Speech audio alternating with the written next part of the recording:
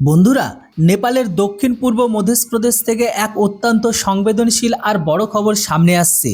নেপালের এই এলাকাটি দুই সম্প্রদায়ের মধ্যে ছড়িয়ে পড়া ভয়াবহ দাঙ্গার আগুনে জ্বলছে এই মুহূর্তে।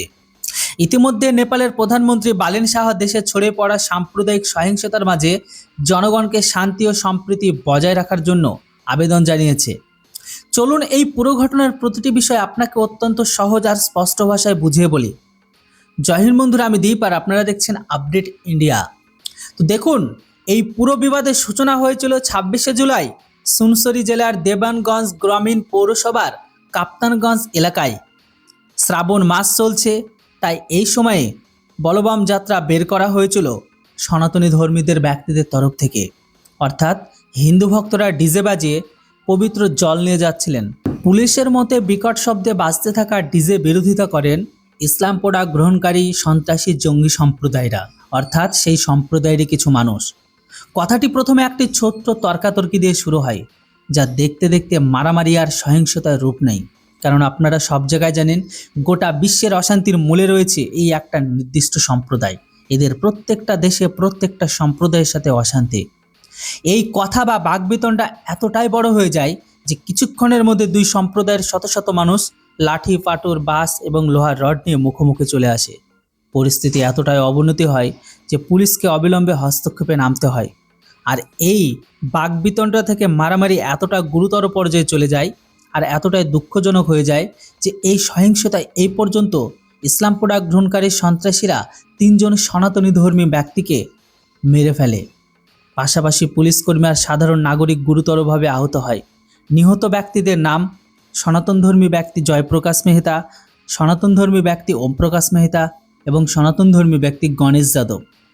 সিরহার গোলবাজার আর ননহান ধনুসার জনপুকুর গ্রামে বিক্ষোভকারী আর পুলিশের মধ্যে সেখান থেকে তীব্র সংঘর্ষ রেশ পৌঁছে যায়।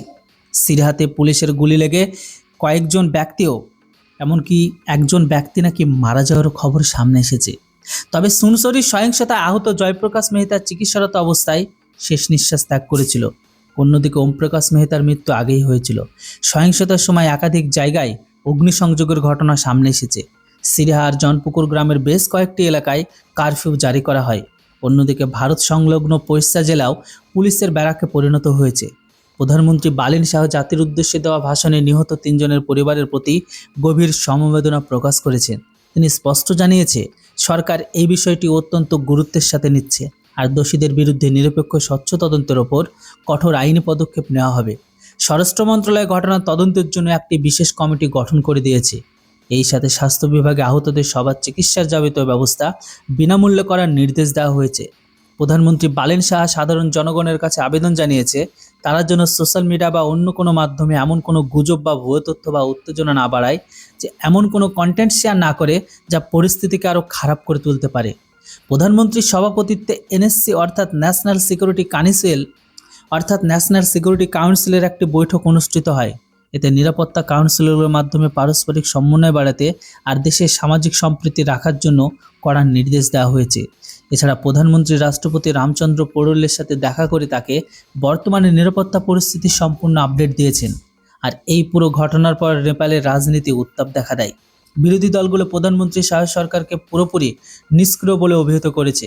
সমালোচকদের মতে সরকার সময় থাকতে সর্বদলীয় বৈঠকে ডাকতে ব্যর্থ হয় এবং জাতীয় স্তরে যে কোনো ধরনের নেতৃত্ব দেখানো উচিত ছিল তা অনুপস্থিত ছিল।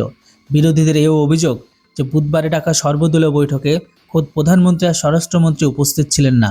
দেশের প্রাক্তন প্রধানমন্ত্রী আর এনসিপি নেতা পুষ্পকমল দাহাল প্রচণ্ড সরকারের কড়া সমালোচনা করেছেন।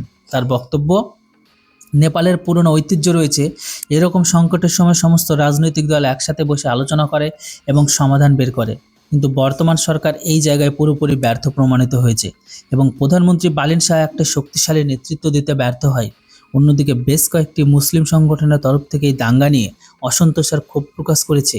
বর্তমানে নিরাপত্তা বাহিনী হাই অ্যালার্টে রাখা আছে এবং পরিস্থিতির ওপর কড়া নজর রাখা হচ্ছে যাতে পুরোপুরি শান্তি ফিরিয়ে আনা সম্ভব হয়। বন্ধুরা, এই বিষয়ে আপনার মতামত কী? এই একটা নির্দিষ্ট শ্রেণী বা নির্দিষ্ট জাতি বা নির্দিষ্ট প্রোডাক্ট গোটা বিশ্বে যেখানে রয়েছে সেখানে কেন অশান্তি ছড়ায়, অথচ তারা নিজেরা দাবি রাখে তারা নাকি শান্তির বাণী? তাহলে শান্তির বাণী বহনকারী ব্যক্তির সাথেই কেন গোটা বিশ্বে ঝামেলা হচ্ছে? এর উপর আপনাদের মতামতকে অবশ্যই কমেন্ট বক্সে লিখে জানান। Thanks for watching. জয় হিন্দ, বন্দে মাতরম।